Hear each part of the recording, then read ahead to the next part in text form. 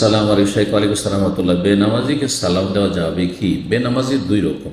এক হচ্ছে একেবারে মোটেই সালাত আদায় করে না, পাঁচ ওয়াক্তের কোনো ওয়াক্ত আদায় করে না, দিনের পর দিন, সপ্তাহের পর সপ্তাহ, মাসকে মাস চলে যাচ্ছে, গোটা বছর চলে যাচ্ছে, সালাত আদায় করেন না, সেই ব্যক্তি নিঃসন্দেহে কাফের। এটি সবচেয়ে শক্তিশালী মত। আর বড় কাফের, বড় মুশরিক যদি হয়, তাকে সালাম দেওয়া জায়েজ না। আর যদি মাঝে মধ্যে ছাড়ে, মাঝে মধ্যে পড়ে, পাঁচ ওয়াক্তের মধ্যে তিন ওয়াক্ত, দু ওয়াক্ত পড়ে, কখনো পাঁচ পড়ে, কখনো তিন পড়ে, কখনো দুই পড়ে, ফজর পড়ে না, সূর্য উঠিয়ে দেয়, তারা কাফের কি না? সালাত ছাড়লে কি কাফের হয়ে যায়? একদল বলছেন সালাত ত্যাগ করলেই কাফের হয়ে যায়।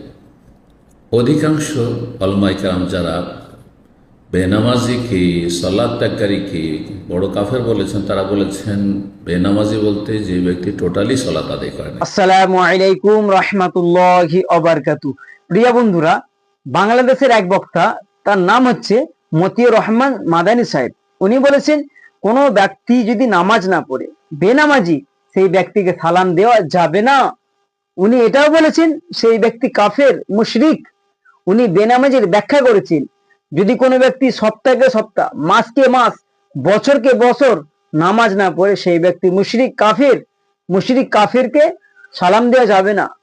উনি এটা ব্যাখ্যা করেছেন। উনি বলেছেন কাফের। কোরআন হাদিসে, যেমন কোরআনে আল্লাহ তাআলা কোন জায়গায় বলেনি যদি কোনো ব্যক্তি নামাজ না পড়ে সেই ব্যক্তি কাফের।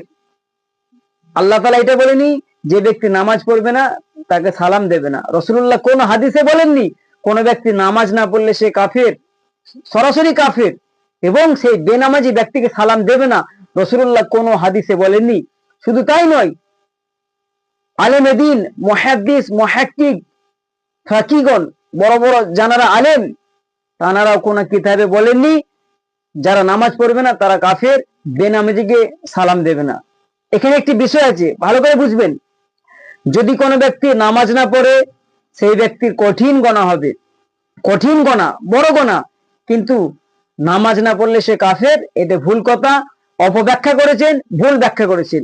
আমি ওনার জবাবে একটা কথা বলছি, যদি কোনো ব্যক্তি নামাজ না পড়ে, এতে গণা হবে, সকলে আমরা জানি। কাফের কোন জায়গায় হবে? ধরুন আপনাকে কোনো ব্যক্তি বলল নামাজ পড়ো, আপনি বললেন নামাজ টামাজ কি, নামাজ কেন পড়বো, নামাজ কিসের জন্য, নামাজ আমার উপরে ফরজ নয়, তাহলে সেই ব্যক্তি কাফের হয়ে যাবে। যদি কোনো ব্যক্তি নামাজকে অস্বীকার করে, সেই ব্যক্তি কাফের, নিঃসন্দেহে কাফের। কিন্তু কোনো ব্যক্তি যদি নামাজ না পড়ে, সে কাফের নয়। উনি একটি ভিত্তিহীন ভুল কথা বলেছেন, মন গড়া কথা বলেছেন। উনি বলেছেন বেনামাজিকে সালাম দেওয়া যাবে না। আসুন আমরা হাদিস থেকে দেখিনি উনি এই কথাটি বলেছে, ভুল কথা বলেছেন। যেমন হাদিস পাকে রাসূলুল্লাহ বলেছেন, হযরত আবু হুরায়রা রাদিয়াল্লাহু তাআলা আনহু হতে বর্ণিত, তিনি বলেন রাসূলুল্লাহ সাল্লাল্লাহু আলাইহি সাল্লাম বলেছেন, ও আমার সাহাবীরা, তোমরা ততক্ষণ পর্যন্ত ঈমানদার হতে পারবে না যতক্ষণ পর্যন্ত তোমরা একে অপরকে ভালোবাসতে পারছো। ও আমার সাহাবীরা, আমি তোমাদেরকে এমন একটি কাজের কথা বলে দেবো, যে কাজটি করলে তোমাদের একে অপরের প্রতি ভালোবাসা পয়দা হবে। সেই সময় রাসূলুল্লাহ বললেন, তোমরা একে অপরকে সালাম দেবে, সালাম দিলে তোমাদের প্রতি ভালোবাসা, মহব্বত পয়দা হবে। মুসলিম শরীফের হাদিস। এই হাদিসে রাসূলুল্লাহ একবারে বলেননি বেনামাজিকে সালাম দেয়া যাবে না। হাদিস পাকে রাসূলুল্লাহ আরো বলেছেন, হযরতে আবু সালাম রাদিয়াল্লাহু তাআলা আনহু হতে বর্ণিত, তিনি বলেন রাসূলুল্লাহ বলেছেন, তোমরা যদি চারটে কাজ করতে পারো, তাহলে আল্লাহ তোমাদেরকে নিরাপদের সহিত, কোনো বিপদ আসবে না, কিয়ামতের দিন নিরাপদের সহিত তোমাদেরকে জান্নাতে প্রবেশ করাবেন। তার মধ্যে একটি আমল রাসূলুল্লাহ বলেছিলেন, তোমরা একে অপরকে সালাম দেবে, সালাম প্রদান করবে বেশি করে।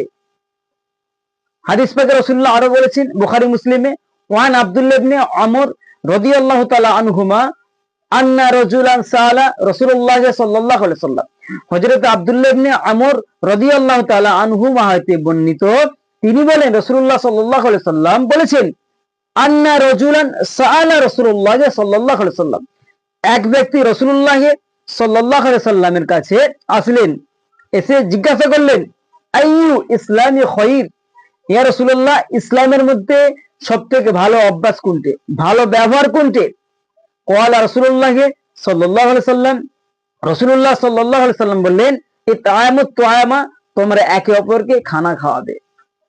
অতুকরিউ সালামি, তোমরা সালাম প্রদান করবে, সালাম দেবে। মান আরাফতা ওয়া মান লাম তারিফ, জানা অজানা সে যাই হোক, যদি সে মুসলমান হয় তাকে সালাম দেবে। বুখারী মুসলিমের হাদিস।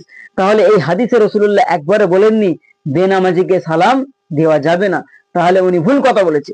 যেমন রাসূলুল্লাহ হাদিস পাকে আরো বলেছেন, হযরত আলী রাদিয়াল্লাহু তাআলা আনহু হতে বর্ণিত, তিনি বলেন রাসূলুল্লাহ সাল্লাল্লাহু আলাইহি সাল্লাম বলেছেন, এক মুসলমান অপর মুসলমানের উপরে 6টি হক আছে, 6টি অধিকার আছে। তার মধ্যে প্রথম হক হচ্ছে, প্রথম অধিকার হচ্ছে, যখন তোমরা একে অপরের সঙ্গে সাক্ষাৎ করবে, দেখা করবে, সালাম দেবে, সালাম দাও। তিরমিজি শরীফের হাদিস। কই এই হাদিসে রাসূলুল্লাহ এই কথা তো বলেনি তোমরা বেনামাজিকে সালাম দেবে না। তিরমিজি শরীফের হাদিসে রাসূলুল্লাহ আরো বলেছেন, ওয়ান জাবির রাদিয়াল্লাহু তাআলা আনহু ক্বালা রাসূলুল্লাহ সাল্লাল্লাহু আলাইহি সাল্লাম, হযরত জাবির রাদিয়াল্লাহু তাআলা আনহু হতে বর্ণিত, তিনি বলেন রাসূলুল্লাহ সাল্লাল্লাহু আলাইহি সাল্লাম বলেছেন, আসসালামু ক্বাবলাল কালাম, তোমরা যখন একে অপরের সঙ্গে দেখা করবে, দেখা করার সময়, দেখা করার পরেই তোমরা কথা যখন বলতে যাবে, কথা বলার আগে তোমরা একে অপরকে আগে সালাম দেবে, সালাম দেবে তারপরে কালাম, কথা বলবে। তিরমিজি শরীফের হাদিস। কই রাসূলুল্লাহ সাল্লাল্লাহু আলাইহি সাল্লাম এই হাদিসে তো বলেননি বেনামাজিকে সালাম দেওয়া যাবে না। তাহলে উনি যে কথাটা বলেছে ভিত্তিহীন কথা বলেছেন, ভুল কথা বলেছে। আল্লাহ তাআলা আপনাকে আমাকে আমাদের সকলকে এরকম ফিতনাবাজ আলেম ওলামা থেকে হেফাজত করুক। ওয়া মা তাওফিকা ইল্লা বিল্লাহ। আসসালামু আলাইকুম রাহমাতুল্লাহি ওয়া বারাকাতুহু।